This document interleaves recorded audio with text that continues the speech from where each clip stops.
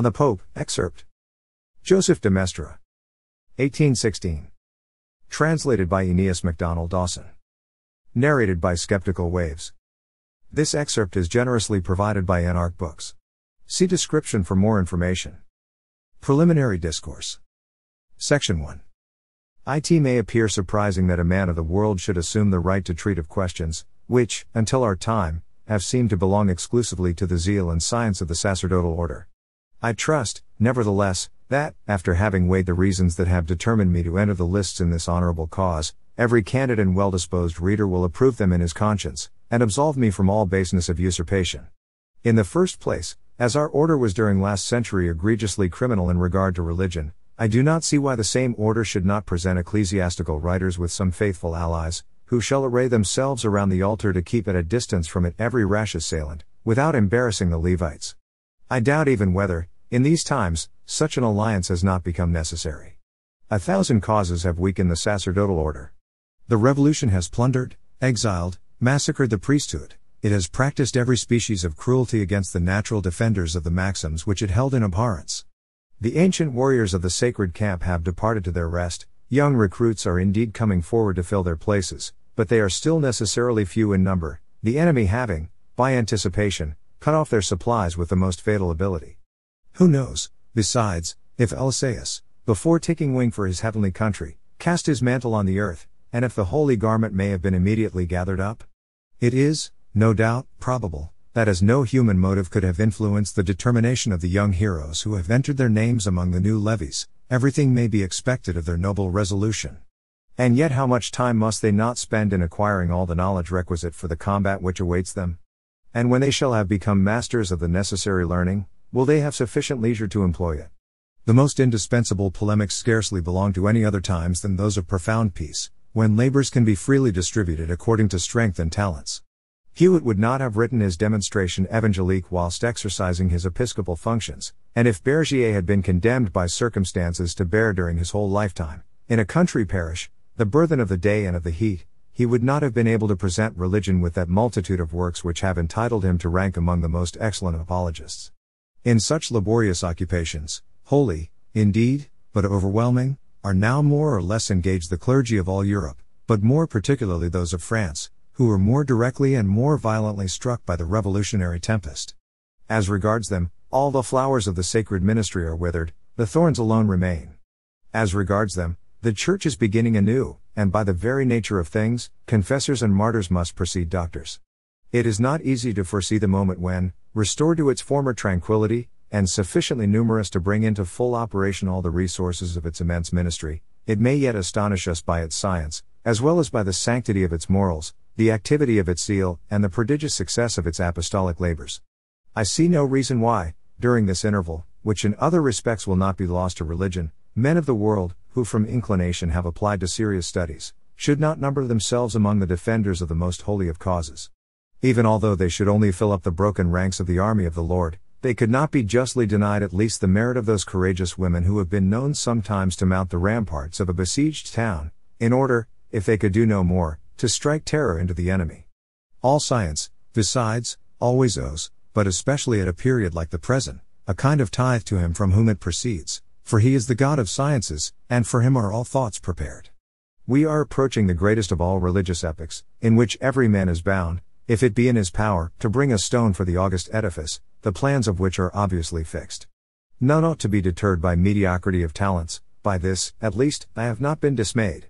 The poor man, who, in his narrow garden, sows only mint, anise, and cumin, may confidently present the first leaf to heaven, as sure of being accepted as the opulent owner of vast fields, who pours in abundance into the temple of God, the strength of bread and the blood of the vine. Another consideration has tended in no small degree to encourage me. The priest who defends religion does his duty, no doubt, and deserves our highest esteem, but, in the eyes of a multitude of frivolous or preoccupied persons, he appears to defend his own cause, and although his good faith be equal to our own, every observer may have often perceived that the wicked and unbelieving mistrust less the man of the world, and allow themselves to be approached by him not unfrequently, without the least repugnance. Now, all who have attentively examined this wild and sullen bird, know also that it is incomparably more difficult to approach than to seize him. May I be permitted to say, moreover, if the man who has employed his attention, all his lifetime, on an important subject, who has devoted to that subject every moment he could dispose of, and directed towards it all his knowledge. If such a man, I say, experiences within himself a certain indefinable power which makes him feel it necessary to communicate his ideas, he ought, no doubt, to be on his guard against the illusions of self-love, but, nevertheless, he is, perhaps, in some degree, entitled to believe that this kind of inspiration is really something, especially if it is not wholly without the approbation of other men. It is now a long time since I considered France, and, if I am not completely blinded by the honorable ambition of pleasing that country, my work, it appears to me, has not been disagreeable to it. Since, in the midst of its most terrible calamities, it listened with kindness to the voice of a friend who belonged to it by religion, by language, and by those hopes of a higher order which always remain, why should it not agree still to favor me with an attentive hearing, now that it has made so great a step towards happiness, and that it has so far recovered tranquility as to be able to examine itself and judge itself wisely? Circumstances have, indeed, much changed since the year 1796. At that time all honest men were at liberty to attack the brigands at their own risk and peril. Now that all the powers of Europe are restored, error having divers points of contact with politics, there might happen to the writer who should not be constantly on his guard, the same misfortune which befell Diomedes under the walls of Troy, that of wounding a divinity, whilst pursuing an enemy. Happily, there is nothing so evident for conscience as conscience itself. If I were not conscious of being penetrated with universal benevolence, absolutely free from all spirit of contention, and from all polemical anger, even in regard to those men whose systems are most revolting to me, God is my witness, I would throw down the pen, and I venture to hope that every sincere man who reads me will have no doubt of my intentions. But this consciousness excludes neither the solemn profession of my belief, nor the distinct and dignified expression of faith, nor the cry of alarm in presence of a known or disguised enemy, nor that honest proselytism, in fine, which proceeds from persuasion. After a declaration, the sincerity of which will, I trust, be fully justified by every page of my work, I would not experience the least disquietude, even although I should be in direct opposition with other creeds. I know what is due to nations and to those by whom they are governed, but I do not think I derogate from this sentiment by telling them the truth with all due consideration. The first lines of my book make known its object. He who might dread being shocked by it is earnestly entreated not to read it.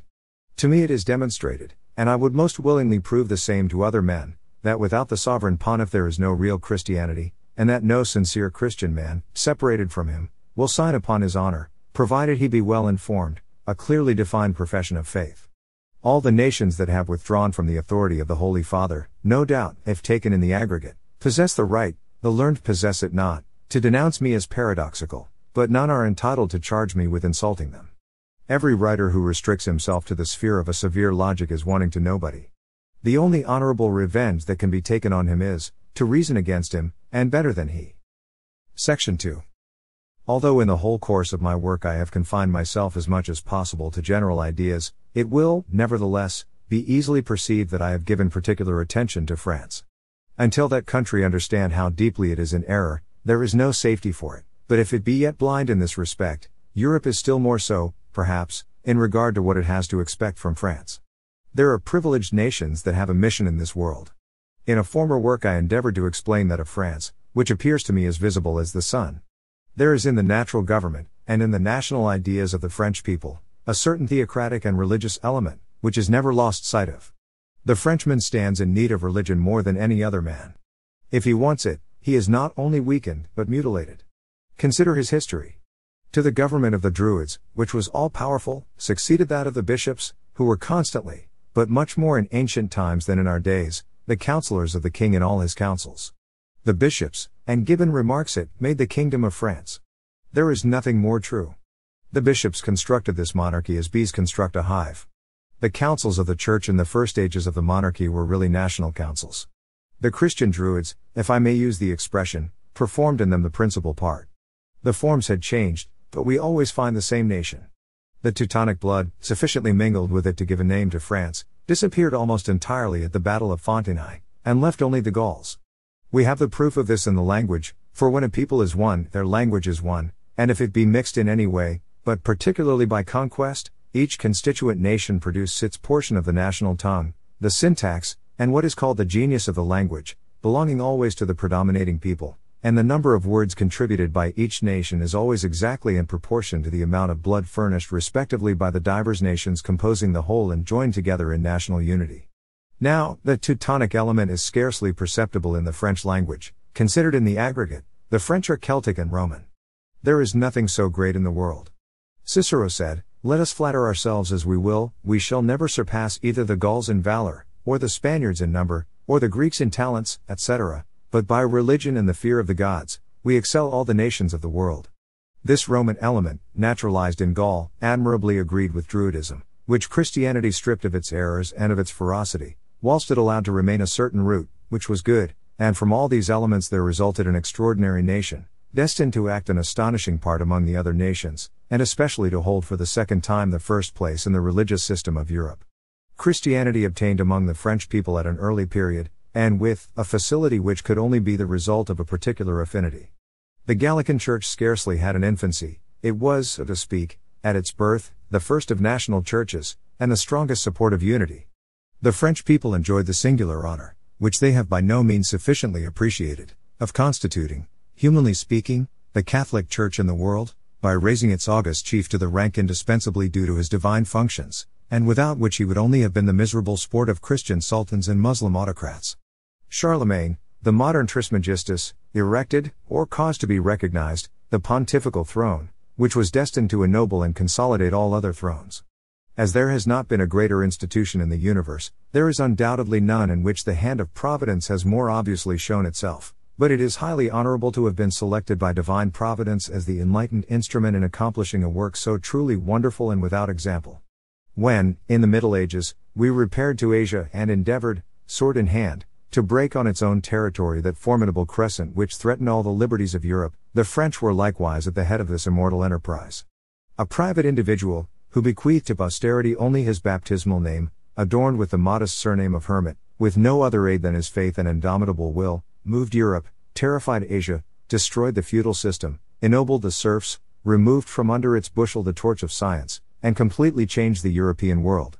Bernard seconded the hermit, Bernard, the miracle of his age, and, like Peter, a Frenchman, a man of the world and mortified cenobite, orator, wit, statesman, solitary, who had more external occupations than most men will ever have, consulted by the whole world, entrusted with an infinite number of important negotiations, pacifying states, called to the councils of the Church, advising kings, instructing bishops, reprimanding popes, governing an entire order, the preacher and oracle of his time. We are constantly told that none of these celebrated enterprises succeeded. Undoubtedly no single crusade succeeded, this even children know, but all the crusades succeeded, and this men even will not see. The French name made so great an impression in the East, that it has there remained synonymous, as it were, with that of European, and the greatest poet of Italy, writing in the 16th century, hesitates not to employ the same expression. The French scepter was illustrious both at Jerusalem and Constantinople. What great things was there not reason to expect of it? It would have aggrandized Europe, vanquished Islamism, and extinguished schism. Unfortunately, however, it was not able to keep its ground. Magnis tamen excidit ossus. A considerable portion of the literary glory of the French, particularly in the great century, belongs to the clergy. Science being generally contrary to the propagation of families and of names, there is nothing more conformable like to order than a hidden direction of science towards the sacerdotal and consequently the celibatary state. No nation has possessed a greater number of ecclesiastical establishments than the French, and no sovereignty has employed more advantageously for itself a greater number of priests than the court of France. Ministers, ambassadors, negotiators, teachers, etc., are found in every department of the public service. From Suger to Fleury, France has only had credit by them. It is regretted that the ablest and most illustrious of them all was sometimes inexorably severe, but he never passed the bounds of severity, and I am inclined to believe that under the ministry of this great man the punishment of the Templars, and other events of a like nature, would not have been possible. The highest nobility of France held it an honor to possess the great dignities of the Church. What was there in Europe superior to that Gallican Church, which possessed all that pleases God and captivates men, virtue, learning, nobility, and opulence? Do we desire a representation of ideal grandeur? Let us imagine, if we can, anything that surpasses Fenelon. We shall not succeed. Charlemagne in his will bequeathed to his sons the guardianship of the Roman Church. This legacy, repudiated by the German emperors, had passed as a kind of feoffment of trust to the crown of France. The Catholic Church might have been represented by an ellipsis, in one of the focuses was St. Peter, and in the other Charlemagne.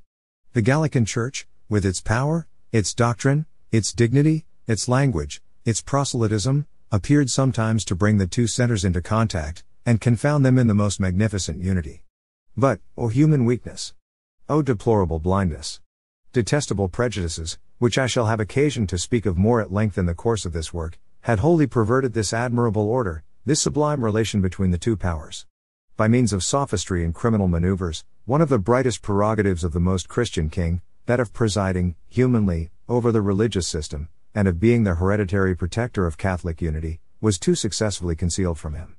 Constantine, of old, gloried in the title of temporal bishop. That of temporal sovereign pontiff flattered not the ambition of a successor of Charlemagne, and this post offered by Providence was vacant. Ah! If the kings of France had been inclined to lend the strength of their arm to truth, what would they not have accomplished? But what can a king do when the lights of his people are extinguished? It must even be said, to the immortal glory of an august house, the royal spirit with which it is animated has frequently and most happily been more learned than the academies, and more just than the tribunals. Overthrown at last by a preternatural tempest, we have seen this mission, so precious for Europe, restored through a miracle, which promises other miracles, and which ought to inspire all Frenchmen with religious courage. But the height of misfortune for them would be to believe that the revolution is at an end, and that the column is replaced, because it has been raised up anew.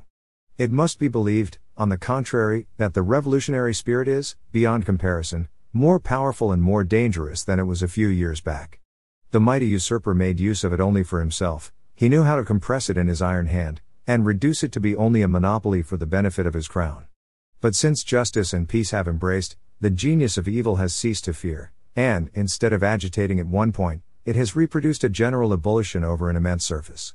May I be permitted to repeat that the French Revolution is not like to anything that was ever witnessed in the world in bygone times. It is essentially satanical. Never will it be wholly extinguished except by the contrary principle, and never will the French people resume their place until they have acknowledged this truth. The priesthood ought to be the principal object of the sovereign's care.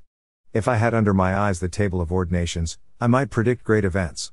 The French nobility are now presented with an opportunity of offering to the state a sacrifice worthy of them. Let them, therefore, give their sons to the altar, as in days of old. In these times it will not be said that they covet only the treasures of the sanctuary.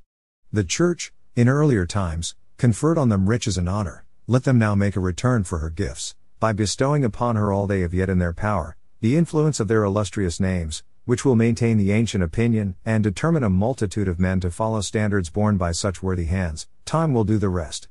In thus sustaining the priesthood, the French nobility will pay an immense debt they have contracted towards France, and also perhaps as regards all Europe. The greatest mark of respect, and of profound esteem that can be shown them, is to remind them that the French Revolution, which they would, no doubt, have redeemed with the last drop of their blood, was, nevertheless, in a great measure their own work. So long as a pure aristocracy, in other words, an aristocracy professing, with enthusiasm, national dogmas, surrounds the throne, it is immovable, even although it should happen to be filled by weakness or error. But if the baronage becomes apostate, there is no longer any safety for the throne, even if it were occupied by a St. Louis or a Charlemagne, and this is more true as regards France than any other country. By their monstrous alliance with the bad principle during last century, the French nobility ruined everything. It is now their duty to repair all the evil they occasioned. Their destiny is certain, provided they be well persuaded of the natural, essential, necessary French alliance of the priesthood and the nobility. At the most disastrous period of the Revolution, it was said, "This is for the nobility only a well-deserved eclipse." It will resume its place. It will escape at last, by receiving with a good grace children that had no claim to belong to it. Des enfants qui ne sont n'a point ports. What was said 20 years ago is now in course of being verified. If the French nobility are under the necessity of recruiting, it lies with them to prevent their renewal from being anywise humbling to the ancient houses. When once they shall have understood why this renewal had become necessary, it can no longer be offensive to them or hurtful, but this remark must only be made, as it were, by the way, and without entering into learned details. I return to my principal subject, by observing that the anti-religious fury of last century against all Christian truths and institutions, was directed against the Holy See. The conspirators were sufficiently aware, they knew, unfortunately, much better than the multitude of well-intentioned men, that Christianity is wholly based upon the sovereign pontiff. Against this foundation, therefore, they directed all their efforts. If they had proposed to the Catholic cabinets measures directly anti-Christian, fear or shame, in the absence of more noble motives, would have sufficed to repel them. For all the princes, therefore, they laid the most subtle snares. The wisest of kings, alas! They contrived to lead astray. They represented to them the Holy See as the natural enemy of all thrones, they environed it with calumnies, made it be mistrusted in every way and endeavored to place it in opposition to the welfare of states. In short, they forgot nothing that was calculated to connect the idea of dignity with that of independence.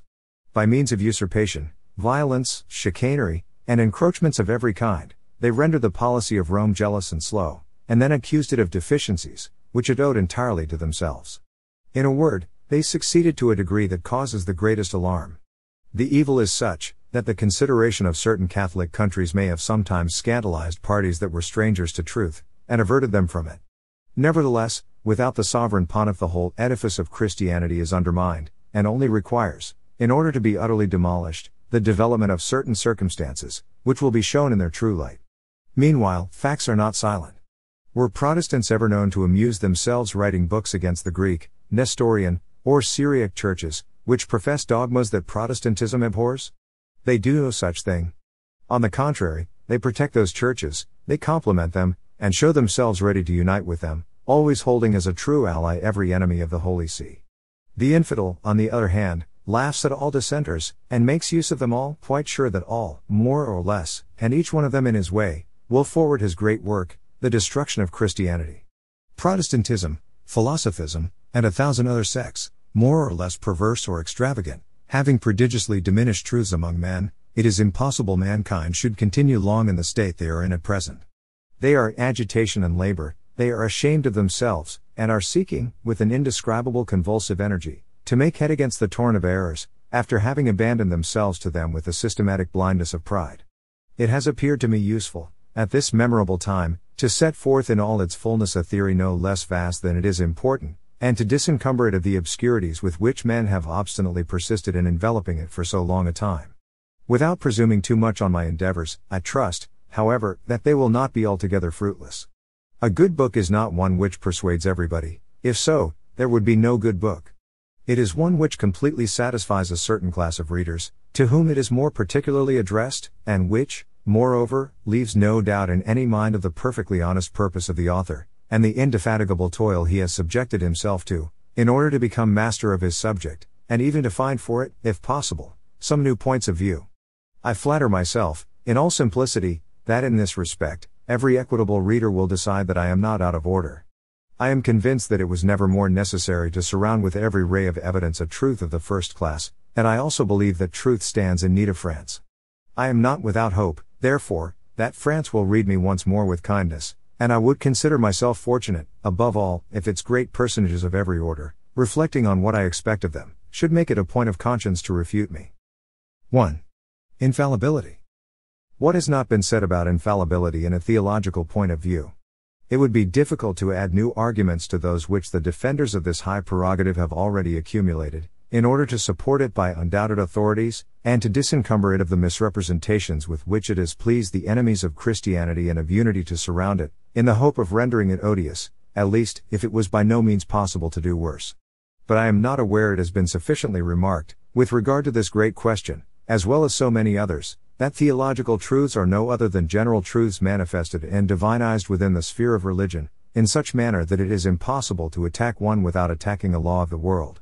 Infallibility in the spiritual order of things, and sovereignty in the temporal order, are two words perfectly synonymous. The one and the other denote that high power which rules over all other powers, from which they all derive their authority, which governs, and is not governed, which judges, and is not judged. When we say that the Church is infallible, we do not ask for her, it is quite essential to be observed, any particular privilege, we only require that she possess the right common to all possible sovereignties, which all necessarily act as if infallible. For every government is absolute, and from the moment it can be resisted, under pretext of error or injustice, it no longer exists. Sovereignty, indeed, has different forms. It speaks not the same language at Constantinople as at London, but once it has spoken in the one place and the other, after the fashion peculiar to each, the bill and the fefta are alike without appeal. The case is the same in regard to the Church. In one way or another, it must be governed, like any other association whatsoever, otherwise there would be no aggregation, no wholeness, no unity. It is the nature of this government, therefore, to be infallible, that is to say, absolute, else it would no longer govern. In the judiciary order, which is nothing else than a portion of the government, is it not obvious that we must acknowledge a power which judges, and is not judged, and that for no other reason than that it pronounces in the name of the supreme power of which it is considered the organ and the voice? Let us view it as we will, let us give to this high power whatever name we please, there must always be one to whom it never can be said, "You have erred." As a matter of course, the party condemned is always displeased with the sentence, and never doubts of the injustice of the tribunal. But disinterested policy, which looks from a higher point of view, makes no account of these vain complaints. It knows there are limits beyond which none must proceed, that interminable trials, appeals without end, and the uncertain tenure of properties, are, if it may be so expressed, more unjust than injustice. The question, then, is to know where resides sovereignty in the Church? For, once it is recognized, there is no longer room to appeal from its decisions. Now, if there be anything evident to reason as well as to faith, it is, that the universal Church is a monarchy. The very idea of universality supposes this form of government, the absolute necessity of which rests on the twofold ground of the number of subjects, and the geographical extent of the empire. So all Catholic writers, worthy of the name, agree unanimously that the rule of the Church is monarchical, but sufficiently tempered with aristocracy to be the best and the most perfect of governments. Bayarmont so understands it, and he admits, with perfect candor, that mixed monarchical government is better than pure monarchy. It may be remarked that in no age of Christianity has this monarchical form been contested or undervalued, except by the factious whom it embarrassed. The rebels of the 16th century attributed sovereignty to the Church, that is, to the people. The 18th century did only transfer these maxims to politics. The system and the theory are the same, even to their remotest consequences. What difference is there between the Church of God, guided solely by His Word, and the great Republic, one and indivisible, governed solely by the laws and by the deputies of the sovereign people? None. It is the same folly, renewed only at a different time and under another name. What is a republic, once it has exceeded certain dimensions? It is a country, more or less extensive, commanded by a certain number of men, who call themselves the Republic. But the government is always one, for there is not, nay, there cannot be, a dispersed republic. Thus, in the time of the Roman Republic, the republican sovereignty was in the forum, and the subject countries, that is to say, about 2/3 of the known world, were a monarchy, of which the forum was the absolute and merciless sovereign. Remove this state of rule, and there remains no longer any tie or common government, and all unity disappears. Very little to the purpose, then, have the Presbyterian churches pretended to make us accept, by dint of talking, as a possible hypothesis, the republican form, which by no means belongs to them except in a divided and particular sense, viz., that each country has its church, which is republican, but there is not, and there cannot be, a Christian republican church, so that the Presbyterian form destroys that article of the Apostles' Creed which, nevertheless, the ministers of this persuasion are obliged to pronounce at least every Sunday: I believe in the one, holy, Catholic and Apostolic Church. For as soon as there is no longer a center or common government, there can be no unity, nor consequently a universal or Catholic Church, since there is no individual church which, under this supposition, has even the constitutional means of knowing that it is in religious communion with other churches. To maintain that a number of independent churches form one universal church, is to maintain in other words that all the political governments of Europe constitute only one universal government. These two ideas are identical. There is no room for cavil. If anyone thought of proposing a kingdom of France without a king of France, an empire of Russia without an emperor of Russia, he would justly be considered out of his mind. It would nevertheless be exactly the same idea as that of a universal church without a chief. It would be superfluous to speak of an aristocracy, for, there never having been in the Church a body that pretended to rule it under any form, whether elective or hereditary, it follows that its government is necessarily monarchical, every other form being rigorously excluded. Monarchical government once established, infallibility becomes a necessary consequence of supremacy, or, rather, it is absolutely the same thing, under a different name. But although this identity be evident, never have men seen, or been willing to see, that the whole question depends on this truth, and this truth depending, in its turn, on the very nature of things, it by no means requires to be supported by theology, so that, in speaking of unity as necessary, error, supposing it possible, could not be opposed to the sovereign pontiff, any more than it can be in opposition to temporal sovereigns, who have never pretended to infallibility. It is, in reality, absolutely the same thing in practice not to be liable to error, and to be above being accused of it. Thus, even though it should be agreed that no divine promise has been made to the Pope, he would not be less infallible, or considered such, as the highest tribunal, for every judgment from which there can be no appeal, is and ought to be held just, in every human association, under all imaginable forms of government, and every sound statesman will understand me when I say that the question is, not only to know whether the sovereign pontiff is, but also whether he ought to be infallible. He who should have the right to say to the Pope that he is wrong, would also, on the same ground, be entitled to disobey him, which would entirely do away with supremacy, or infallibility, and this fundamental idea is so striking, that one of the most learned Protestant authors of our age has written a dissertation to prove that the appeal from the Pope to a future council destroys visible unity. Nothing can be more true, for, from an habitual and indispensable government, there can be no appeal, under pain of the dissolution of the body governed, to a power that only exists occasionally. Behold, then, on the one hand, Maistre, who demonstrates, by irrefragable proofs, that appeal to a future council destroys the visible unity of the Church, that is to say, Catholicity in the first place, and shortly afterwards Christianity itself, and, on the other hand, Fleury, who, enumerating the liberties of his Church, says, we believe that it is permitted to appeal from the Pope to a future council, notwithstanding the bulls of +2. And Julius II, which have forbidden it. It is, indeed, strange that those Gallican doctors should be ignominiously compelled, through the excess of their national prejudices, to see themselves refuted at last by Protestant theologians. Would that such a spectacle had been only once presented. The innovators Maistre had in view maintained, that the Pope has a right only to preside over councils, and that the government of the Church is aristocratic. But, says Fleury, this opinion is condemned at Rome and in France. This opinion, therefore, has all the conditions necessary to make it be condemned. But, if the government of the Church is not aristocratic, it follows that it must be monarchical, and if monarchical, as it certainly and invincibly is, what authority shall receive an appeal from its decisions? Endeavor to divide the Christian world into patriarchates, as the schismatical churches of the East would have it. Each patriarch, in this supposition, would have the same privileges which we here attribute to the Pope, and in like manner none could appeal from his decisions, for there must always be a limit which cannot be overstepped. The sovereignty would be divided, but would always exist. It would only be necessary to make a change in the creed, and say, I believe in divided and independent churches.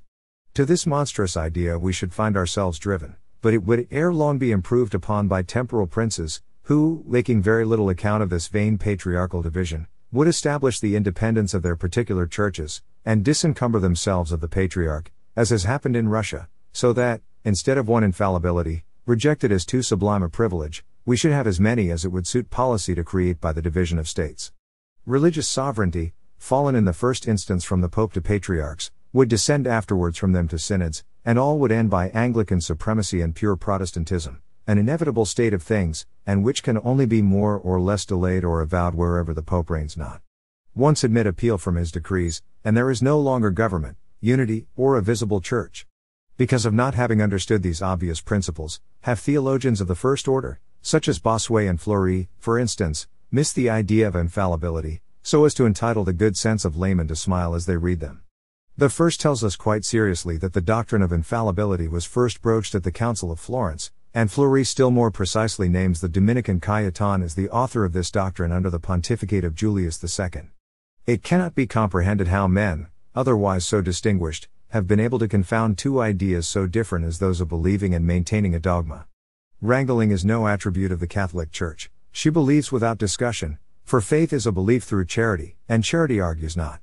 The Catholic knows that he cannot be deceived. He knows, moreover, that, if he could be led into error, there would no longer be revealed truth, nor assurance for man in this world, since every divinely instituted society supposes infallibility, as Malebranche has admirably remarked. The Catholic faith has no need, therefore, and this is its principal characteristic, which has not been sufficiently remarked, to return upon itself, to interrogate itself with regard to its belief, and to ask itself why it believes. It is not possessed with that disputative restlessness by which sects are agitated. Doubt engenders books. Why, then, should she write, who never doubts? But, a stranger though she be to all idea of contention, if any dogma comes to be disputed, she moves from her proper state, she seeks the grounds of the dogma called in question, she interrogates antiquity, she creates words especially, of which her good faith had no need, but which are become necessary to characterize the dogma, and raise between the innovators and her children an everlasting barrier. I must humbly beg pardon of the illustrious Bossuet, but when he tells us that the doctrine of infallibility was introduced in the 14th century, he appears to draw near to those men whom he has so much and so well combated. Did not Protestants say, also, that the doctrine of transubstantiation was not more ancient than the name? And did not the Arians argue, in the same fashion, against consubstantiality? Bossuet, may I be permitted to say it, without disrespect to so great a man, was evidently in the wrong on this important point. We must guard against taking a word for the thing expressed, and the commencement of an error for that of a dogma. The truth is precisely the contrary of what Fleury teaches, for it was about the time he assigns that men began not to believe, but to discuss, infallibility. The disputes raised on the supremacy of the Pope, caused the question to be more narrowly inquired into, and the defenders of truth called this supremacy infallibility, in order to distinguish it from every other kind of sovereignty. But there is nothing new in the Church, and never will it believe what it has not always believed. Would Bossuet prove to us the novelty of this doctrine, let him assign a period in the history of the Church when the dogmatical decisions of the Holy See were not laws, let him blot out all the writings in which he has maintained the contrary with overwhelming logic, immense erudition, and unrivaled eloquence. Above all, let him point out the tribunal which examined these decisions and reformed them. If, moreover, he grants, proves, demonstrates that the dogmatical decrees of the sovereign pontiffs have always been held law in the Church, let him say as he pleases that the doctrine of infallibility is new. What can it matter? 2.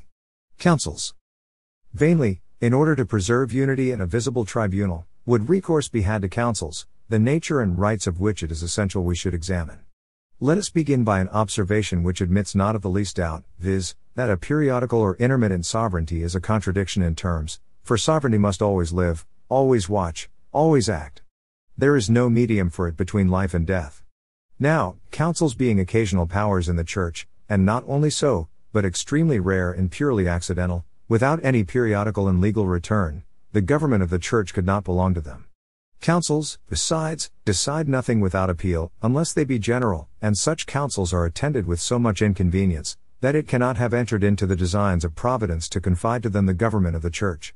In the first ages of Christianity, councils were much more easily assembled, because the Church was much less numerous, and because the united powers, accumulated on the heads of the emperors, enabled them to call together a sufficiently great number of bishops, to make at once such an impression as that nothing more was required than the assent of the rest. And, nevertheless, what pains did it not cost, what difficulty was there not in assembling them? But, in modern times, since the civilized world has been cut up into so many sovereignties, and immensely extended by our adventurous navigators, an oecumenical council has become an impossibility. 5 or 6 years would not suffice merely to convoke all the bishops, and to establish legal proof of their convocation. I am almost convinced, that if ever a general council of the Church could appear necessary, which is far, I think, from being probable, it would be determined according to the prevailing ideas of the age, which always exercise a certain influence in affairs, to hold a representative assembly. It being morally, physically, and geographically impossible to assemble all the bishops, why should not each Catholic province send deputies to the States General of the monarchy? The commons never having been called thereto, and the aristocracy being now both too numerous and too widely disseminated to appear in person, what better idea could be fallen upon than a representation of the episcopacy? It would in reality be nothing else than a form already recognized, but only extended, for in all councils the proxies of the absent have been always received. In whatever way these holy assemblies be convoked and constituted, the inspired writings are far from offering, in support of the authority of councils, any passage comparable to that which establishes the authority and prerogatives of the sovereign pontiff. There is nothing so clear, nothing so magnificent, as the promises contained in this latter text, but if I am told, for instance, as often as 2 or 3 are gathered together in my name I shall be in the midst of them, I will ask what these words mean, and it will be very difficult to make me see in them any other thing than what I already see, namely, that God will deign to lend a more particularly merciful ear to every assembly of men gathered together to pray. Other passages would present other difficulties, but I pretend not to raise the least doubt in regard to the infallibility of a general council. This only I say, that it holds this high privilege of its chief, to whom the promises have been made. We know well that the gates of hell shall not prevail against the Church. But why? Because of Peter, on whom she is built. Remove this foundation, how should she be infallible, since she would no longer exist? To be anything whatever, it is necessary, if I mistake not, to be. Let us never forget, that no promise was ever made to the Church apart from its head, and reason alone would show this, since the Church, like every other moral body, being incapable of existence without unity, the promises can only have been made to unity, which disappears with the sovereign pontiff. 3. Definition and authority of councils. Thus oecumenical councils are nothing else than the Parliament or States General of the Church, assembled by the authority and under the presidency of the sovereign, wherever there is a sovereign, and in the Catholic economy his existence is undeniable. There can be no legitimate national assemblies without him. No sooner is his veto pronounced, than the assembly is dissolved, or its co-legislative power suspended. If it resists, there is revolution. This very simple and undoubted truth, which never can be shaken, shows in its full light the extreme absurdity of the question so much discussed, whether the Pope be above the Council, or the Council above the Pope. For it is the same as to inquire, in other words, whether the Pope be above the Pope, or the Council above the Council. I firmly believe, with Leibniz, that God has hitherto preserved the truly oecumenical councils from all error contrary to sound doctrine. I believe, moreover, that he will always so preserve them. But, since there can be no oecumenical council without the Pope, what signifies the question, whether it be above or inferior to the Pope? Is the King of Great Britain superior to the Parliament, or is the Parliament above the King? Neither way, but the King and the Parliament, united, constitute the legislature or the sovereignty. But there is not an inhabitant of the three kingdoms who would not rather have his country governed by a king without a parliament than by a parliament without a king. The question, therefore, is precisely what in English is called nonsense. Although I do not by any means think of disputing the high prerogative of general councils, I do not the less understand the immense inconvenience of those great assemblies, and the abuse to which they were subjected in the first ages of the Church. The Grecian emperors, whose theological dynasty is one of the great scandals of history, were always ready to convoke councils, and, when they absolutely willed it, there was no help but consent, for the Church ought not to refuse to sovereignty, which obstinately insists, anything that only occasions inconvenience. Modern incredulity has often been pleased to point out the influence exercised by princes over councils, in order to make us despise those assemblies, or to separate them from the authority of the Pope.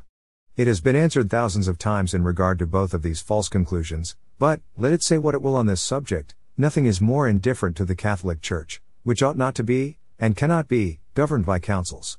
The emperors, in the first ages of the Church, had only to will it, in order to call together a council, and they willed it but too often.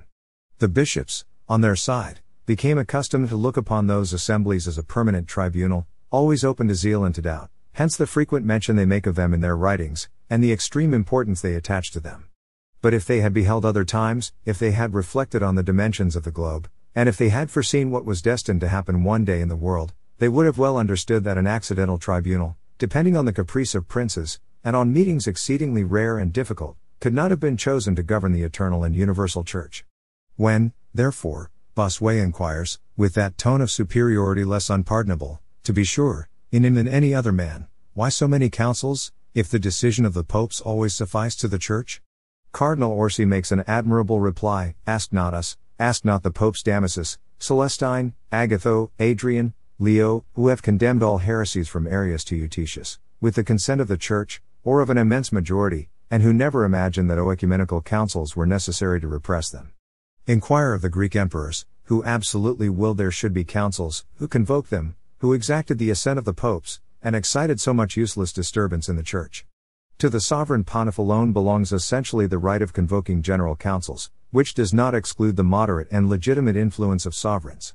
He alone is judge of the circumstances which require this extreme remedy. Those who pretended to assign this power to temporal authority, quite overlooked the strange paralogism into which they fell. They suppose an universal and, what is more, an everlasting monarchy. They go back, without reflecting, to those times when all the mitres in the world could be called together by one sceptre only, or by two. The emperor alone, says Fleury, was able to convoke general councils, because he alone could command the bishops to undertake extraordinary journeys. He, for the most part, defrayed the expenses of them, and indicated the place they were to be held in. The popes confined themselves to asking for these assemblies, and they often asked without obtaining.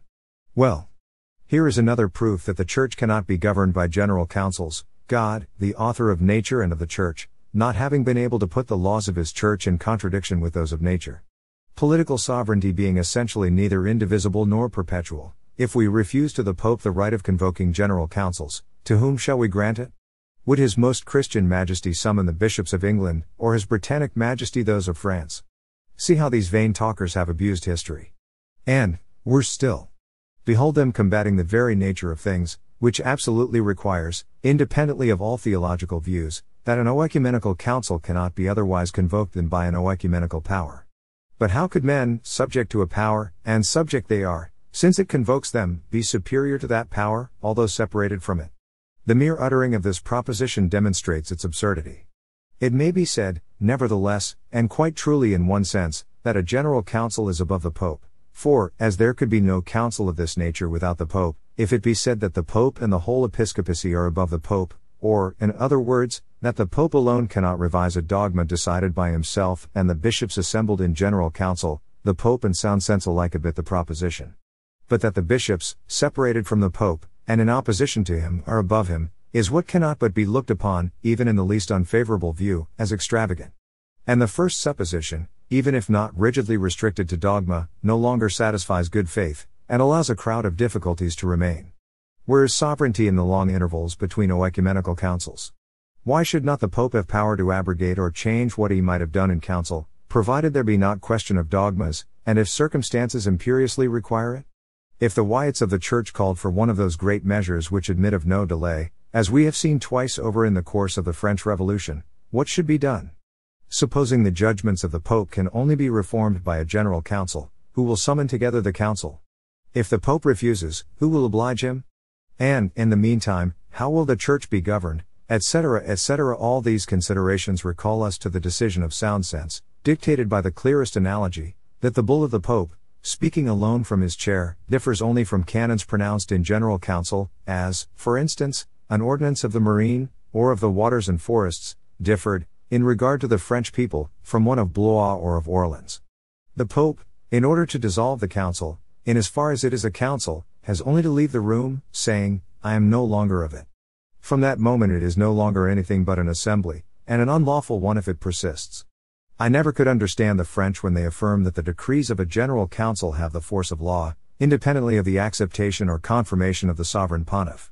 If they mean to say that the decrees of the council having been made under the presidency and with the approbation of the Pope or his legates, the bull of approbation or confirmation which concludes the acts, is no longer anything else than a matter of form, we can understand them, still, however, as cavillers. If they would say anything beyond this, they are no longer to be borne with. But it will be said, perhaps, as is the fashion with modern wranglers, if the Pope became heretical, mad, an enemy of the rights of the Church, etc., where would be the remedy? I answer, in the first place, that the men who, in our days, delight in such suppositions, although, during 1836 years, none of them have ever been realized, are either exceedingly simple or culpably blind. In the second place, and under all imaginable suppositions, I ask in my turn, what would be done if the King of Great Britain were so far indisposed as to be no longer able to perform his functions? What has been done in the case would be done again, or perhaps something else, but would it follow, by any chance, that the Parliament was above the King, or that it could be convoked by others than the King, etc., etc., etc. The more attentively we examine the subject, the more we shall be convinced that, notwithstanding the councils, and by virtue even of the councils, without the papal monarchy the Church no longer exists. We may satisfy ourselves as to this by a very simple hypothesis. It is sufficient to suppose that the separated Eastern Church, all the dogmas of which were then attacked as well as our own, had been assembled in oecumenical council at Constantinople, at Smyrna, or elsewhere, in order to pronounce anathema against the recent errors, whilst we were assembled at Trent for the same purpose. Where would the Church have been? Remove the Pope, and no answer can be given. And if the Indies, Africa, and America, which I shall suppose to be likewise peopled with Christians of the same description, had adopted the same measure, the difficulty becomes greater, confusion increases, and the Church disappears. Let it be observed, moreover, that the oecumenical character in regard to councils does not arise from the number of bishops which compose them. It is sufficient that all be convoked, then come who will. There were 180 bishops at Constantinople in 381, there were 1,000 at Rome in 1139, and 95 only in the same city in 1512, including the cardinals. Nevertheless, all these are general councils, a clear proof that councils derive their power only from their chief, for, if councils had inherent and independent authority, the numbers constituting them could not be indifferent, all the more that, in this case, the acceptation of the Church is no longer necessary, and that decrees once pronounced are irrevocable. We have seen the number of voters decrease as far as 80, but, as there are neither canons nor customs which assign limits to the number, I am quite at liberty to diminish it to 50, and even as low as 10, and what man, let him be but moderately reasonable, will be made to believe that so small a number of bishops has a right to command the Pope and the Church? This is not all. If, on occasion of any urgent one of the Church, the same zeal which animated of old the Emperor Sigismund took possession at the same time of several princes, and that each one of them at the same time called together a council, where would be the Ecumenical Council and Infallibility? The state of temporal affairs will present farther analogies. 4. Analogies derived from temporal power. Suppose that, during an interregnum, there being no king of France, or the succession doubtful, the States General were divided in opinion, and shortly afterwards literally separated, so as that there should be States General at Paris and others at Lyons or elsewhere. Where would be the kingdom of France?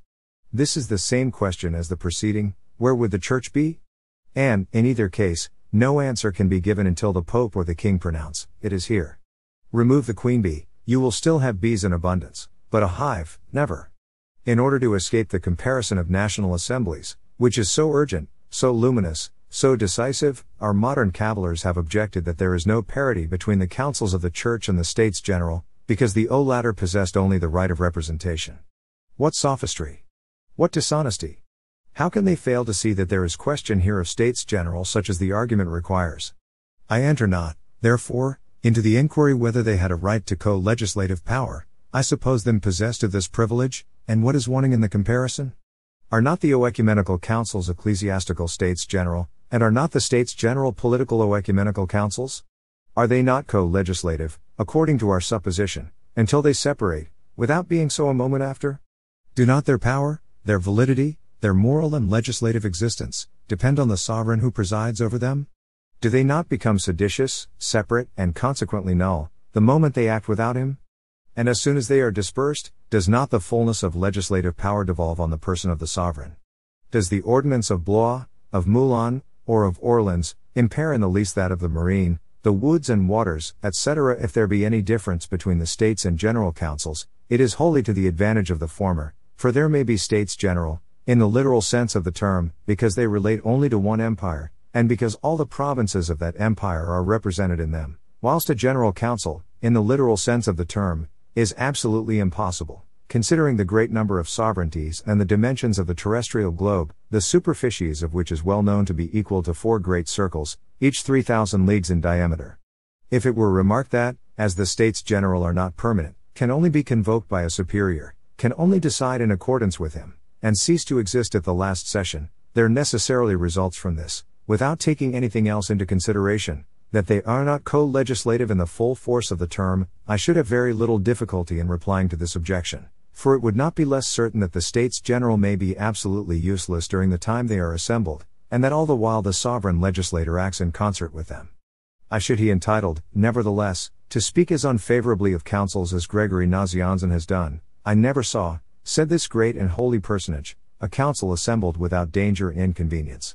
To speak truly, I must say that I avoid, as much as I can, assemblies of priests and bishops. I never saw so much as one concluded in a happy and agreeable manner, and which did not tend rather to increase evils than to remove them. But I will not urge this argument, all the more that the holy doctor, whose words I have just quoted, has, if I mistake not, explained his meaning. Councils may be useful.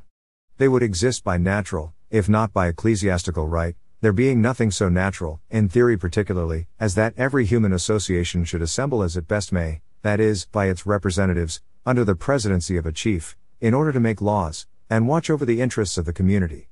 I by no means contest this point, I only say that an intermittent representative body, if, especially, it be casual and not periodical, is, by the very nature of things, always and everywhere unfit to govern, and that during its sessions, even, it has no existence and legitimacy except through its chief.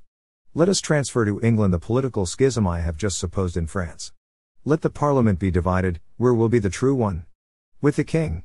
But if it were doubtful who should be King, there would no longer be a Parliament, but only assemblies endeavoring to find a King, and, if they could not agree, there would be war and anarchy.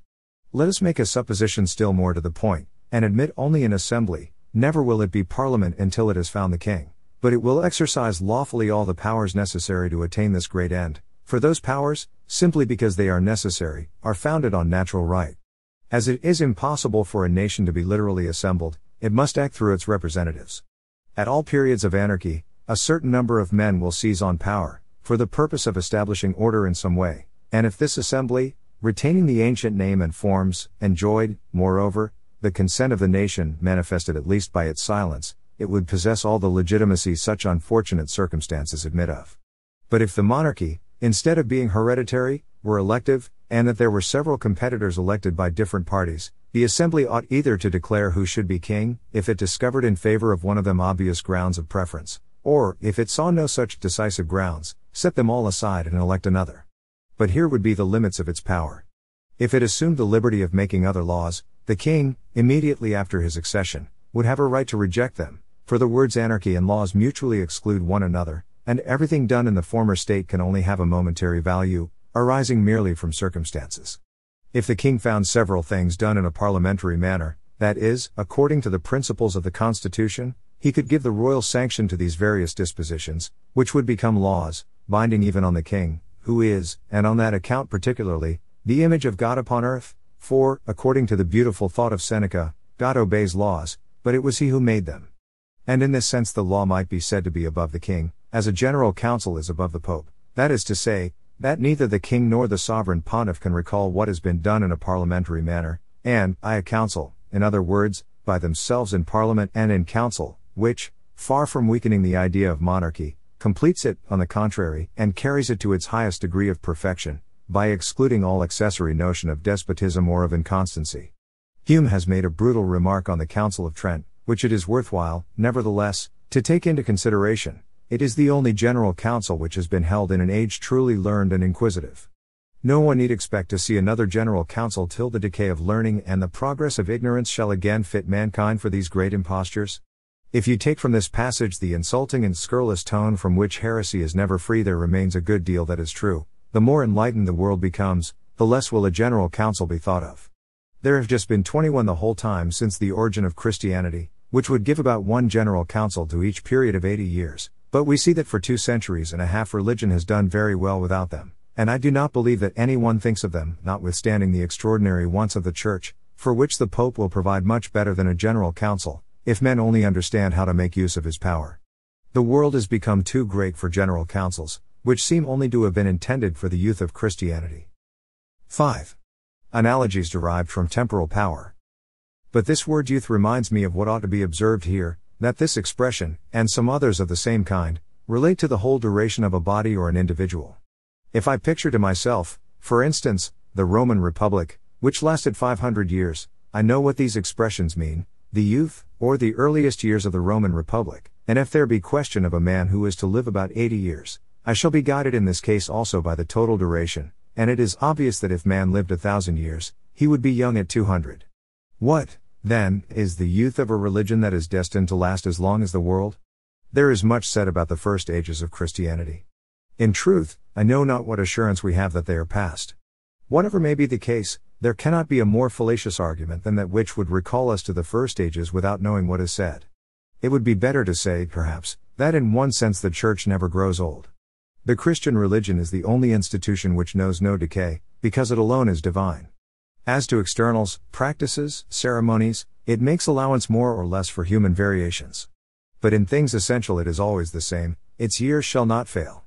Thus, rather than overthrow the laws of the human race, it will allow itself to be obscured by the barbarism of the Middle Ages, but it produces, nevertheless, in those times, a multitude of superior men, who from it alone derive their superiority. It renews itself afterwards together with mankind, accompanies them, perfects them in their various relations, differing thus, and that in a striking manner, from all human institutions and empires, even which have their infancy, their manhood, their old age, and their end. Without urging these observations, let us not speak so much, now that the world is grown so great, of the first ages, or of oecumenical councils. Particularly let us avoid dwelling on the first ages, as if time had any hold on the Church. The wounds inflicted on her proceed only from our vices. Centuries, as they glide past, can only promote her improvement. I shall not conclude this chapter without declaring anew, in express terms, my perfect orthodoxy on the subject of general councils. It is quite possible, no doubt, that certain circumstances may render them necessary, and I am far from denying, for instance, that the Council of Trent accomplished things which it alone could accomplish. But never will the sovereign pontiff show himself more infallible than in deciding the question whether a council is indispensable, and never can temporal power do better than refer to him the decision of this question. The French people are not aware, perhaps, that the most reasonable thing that can be said in regard to the Pope and General Councils has been written by two French theologians, in two passages of a few lines, distinguished by good sense and ingenuity, passages well known and appreciated in Italy by the wisest defenders of legitimate monarchy. Let us hear, in the first place, the great champion of the 16th century, by the infallibility which is supposed to belong to Pope Clement, as to the sovereign tribunal of the Church, is not understood that he is assisted by the Spirit of God, so as to have the light necessary for deciding all questions whatsoever, but his infallibility consists in this, that he is privileged to judge all questions in regard to which he feels himself sufficiently enlightened to decide, whilst those in regard to which he does not conceive himself sufficiently enlightened to pass judgment, he refers to the council. This is exactly the theory of States General, which every right-thinking mind is constantly obliged to adopt. Ordinary questions, in regard to which the king knows that he is sufficiently aided with light, he decides himself; others, in regard to which he does not understand that he is sufficiently enlightened, he refers to the States General over which he presides. But he is always sovereign. The other French theologian is Thomasine, who thus expresses himself in one of his learned dissertations: "Let us no longer contend whether an oecumenical council is superior or inferior to the Pope. Let us be satisfied to know that the Pope, in the midst of the council, is above himself, and that the council, deprived of its chief, is beneath itself." Never was language more to the purpose. Thomasine, particularly, embarrassed by the declaration of 1682, has acquitted himself admirably, and has given us to understand sufficiently well what he thought of beheaded councils, and the two passages united concur with many others in making known to us the universal and invariable doctrine of the clergy of France, so often invoked by the apostles of the Four Article. 6. Supremacy of the sovereign pontiff recognized in every age, Catholic testimonies of the churches of the West and the East. Nothing in all ecclesiastical history is so invincibly demonstrated, for conscience especially, which never disputes, as the monarchical supremacy of the sovereign pontiff. It was not, indeed, at its origin, what it became some centuries later, but in this precisely does it show itself divine, for everything that exists legitimately and for ages, exists at first in germ, and is developed successively. Bossuet has most happily expressed this germ of unity, and all the privileges of the chair of St. Peter, already visible in the person of his predecessor. Peter, he says, appears the first in every way, the first in making profession of faith, the first in the obligation of exercising charity, the first of all the apostles who saw our Saviour risen from the dead, as he was also his first witness before all the people, the first when there was question of filling up the number of the apostles, the first to confirm the faith by a miracle, the first to convert the Jews, the first to receive the Gentiles, the first everywhere. But it is impossible to say all. Everything concurs in establishing his primacy, yes, everything, even his faults. The power given to several is not bestowed without restriction, whilst that given to one alone and over all, and without exception, is communicated in full. All receive the same power, but not in the same degree, nor to the same extent. Jesus Christ begins by the first, and in this first he develops all the rest, in order to teach us that ecclesiastical authority first established in the person of one, has only been disseminated on condition of being always recalled to its principle of unity, and that all those who shall have to exercise it, ought to hold themselves inseparably united with the same chair. He then proceeds in his voice of thunder: "It is that chair so celebrated by the fathers of the Church, in exalting which they have vied with one another, attributing to it the principality of the apostolic chair, the chief principality, the source of unity, the highest degree of sacerdotal dignity. 0. The Mother Church, which holds in her hand the conduct of all other churches, the head of the episcopate, whence proceeds the light of government, the principal chair, the only chair, through which alone all are able to preserve unity." In these words you hear Saint Optatus, Saint Augustine, Saint Cyprian, Saint Irenaeus, Saint Prosper, Saint Avitus, Saint Theodoret, the Council of Calcedon, and the other councils, Africa, Gaul, Greece, Asia, the East and the West, united together. Since it was the design of God to permit that there should arise schisms and heresies, there was no constitution that could sustain itself more firmly, or more powerfully bear them down. By this constitution everything in the Church is strong, because everything therein is divine and united, and, as each part is divine, the bond also is divine, and altogether is such, that each part acts with the power of the whole. For this reason our predecessors declared, that they acted in the name of St. Peter, by the authority given to all the bishops, in the person of St. Peter, as vicars of St. Peter, And they spoke thus, even when they acted by their ordinary and subordinate authority, because all was committed, in the first place, to St. Peter, and because such is the correspondence of one part with another, throughout the whole body of the Church, that, what each bishop does according to the rule and in the spirit of Catholic unity, the whole Church, the whole episcopate, and the chief of the episcopate do together with him. One can scarcely venture now to cite the texts which incontestably establish the Pope's supremacy in every age, from the cradle of Christianity to our own days. Those texts are so well known, that they belong to all, and one appears, in quoting them, only to make a vain parade of erudition. Nevertheless, how refuse, in a work like this, to cast a rapid glance at those precious monuments of the most pure tradition? Long before the end of the persecutions, and before the Church, perfectly free, as yet, in its communications, could bear testimony, without embarrassment, to its belief by a sufficiently great number of external and palpable acts, Hieronymus, who had conversed with the disciples of the apostles, appealed already to the chair of St. Peter as his rule of faith, and acknowledged this governing primacy, eta gamma epsilon mu omicron nu iota alpha, even then so famous in the Church. Tertullian, so early as the end of the 2nd century, exclaims, "Behold an edict, and even a peremptory edict, emanated from the sovereign pontiff, the bishop of bishops." This same Tertullian, so near the tradition of apostolic times, and who, before his fall, so carefully collected it, said, "The Lord has given the keys to Peter, and, through him, to the Church." Optatus of Milevis repeats, "Saint Peter has alone received the keys of the kingdom of heaven, in order to communicate them to the other pastors." Saint Cyprian, after having quoted the ever-memorable words, "Thou art Peter," etc., adds, "From that source flow the ordination of bishops and the form of the Church."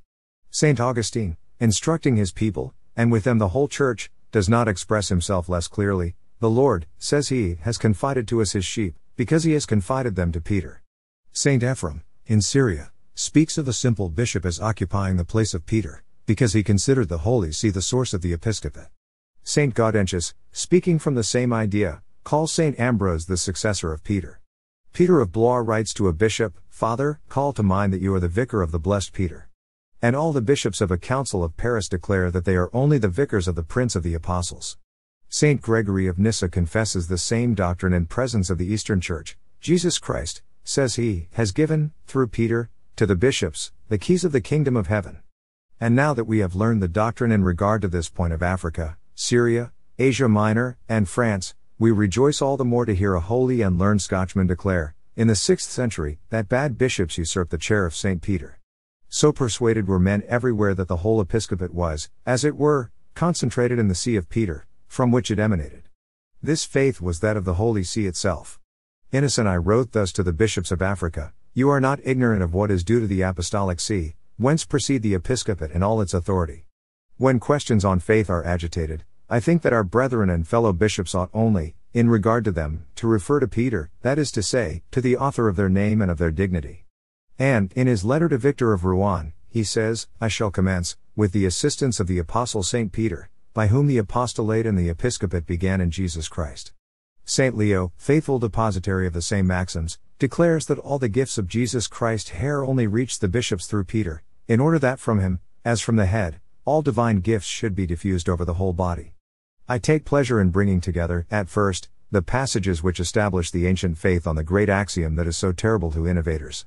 And now, taking up in order the most striking testimonies that occur to me on the general question, I hear, in the first place, Saint Cyprian declare, in the middle of the 3rd century, that there were heresies and schisms in the Church, only because all eyes were not directed to the priest of God, to the pontiff who judges in the Church in the place of Jesus Christ.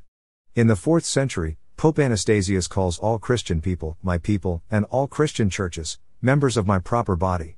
And, a few years later, Pope Saint Celestine called those same churches, our members. The Pope Saint Julius writes to the partisans of Eusebius, "Do you not know that it is the custom to write to us, in the first place, and that here decision is given according to justice?" And some bishops of the Eastern Church, unjustly dispossessed, having had recourse to this Pope, who restored them to their sees, as well as Saint Anastasius, the historian who relates this fact, observes that the care of the whole Church belongs to the Pope, because of the dignity of his see. Towards the middle of the 5th century, Saint Leo says to the Council of Calcedon, reminding them of his letter to Flavian, "There is not question of discussing audaciously, but of believing, my letter to Flavian, of happy memory, having fully and most clearly decided all that is of faith on the mystery of the Incarnation." And Dioscorus, Patriarch of Alexandria, having been previously condemned by the Holy See, the legates, refusing to permit that he should take his seat among the bishops pending the judgment of the council, declare, to the commissaries of the emperor, that if Dioscorus does not quit the assembly, they will leave it themselves. Among the 600 bishops who heard this letter read, no voice protested, and from this very council proceeded with acclamation those celebrated words which have since continued to resound throughout the Church: Peter has spoken by the mouth of Leo, Peter always lives in his see. And in this same council Licentius, legate of the same Pope, said, they have dared to hold a council without the authority of the Holy See, which was never done, and is not permitted. This is the repetition of what Pope Celestine said not long beforehand to his legates, when setting out for the General Council of Ephesus: if opinions are divided, remember that you are there to judge, not to dispute. The Pope, as is well known, had himself convoked the Council of Calcedon, in the middle of the 5th century, and meanwhile, the 28th canon having accorded the second place to the Patriarchal See of Constantinople, St. Leo rejected it. In vain the Emperor Marcian, the Empress Pulcheria, and the Patriarch Anatolius addressed to him on this head the most pressing representations, the Pope remains inflexible. He says that the third canon of the First Council of C.P., which had previously attributed that place to the Patriarch of C.P., had never been sent to the Holy See.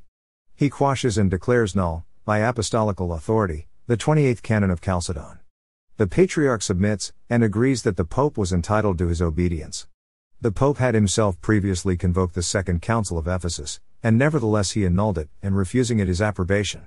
At the commencement of the 6th century, the Bishop of Patara, in Lycia, said to the Emperor Justinian, there may be several sovereigns on the earth, but there is only one Pope over all the churches of the universe.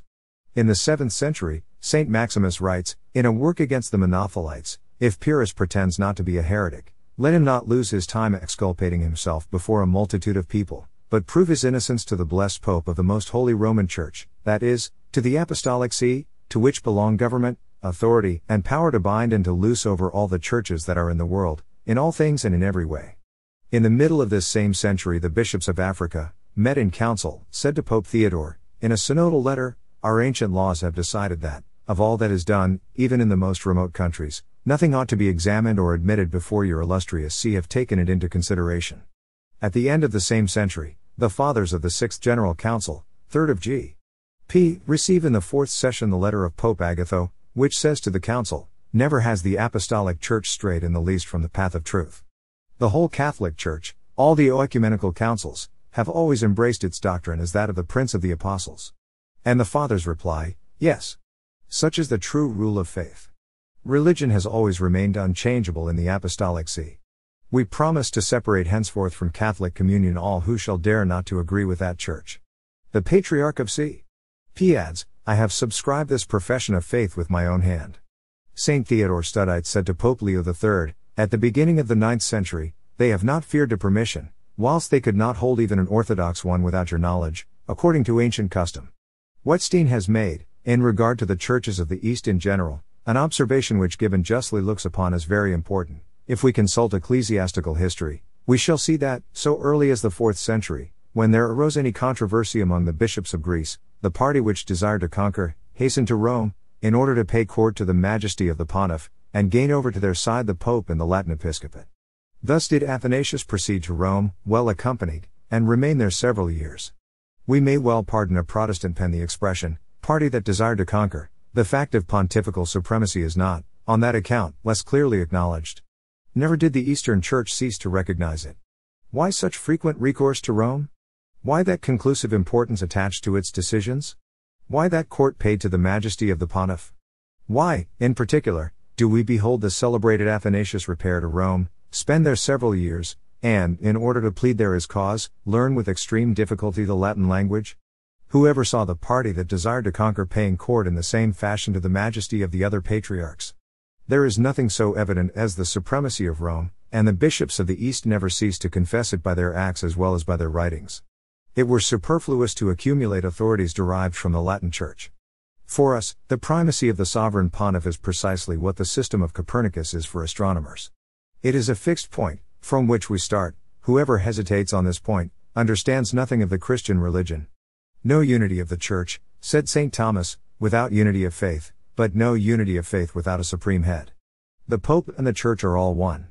So said Francis of Sales, And Bayarmon had already said so, with a sagacity that will always be more admired, as men become wiser. Do you know of what there is question, when we speak of the sovereign pontiff? Christianity. The question of clandestine marriages having been decided by a very great majority of votes in the Council of Trent, one of the legates of the Pope said as much to the assembled fathers, even after his colleagues had signed, and I also, legate of the Holy See, give my approbation to the decree, provided it obtain that of our Holy Father.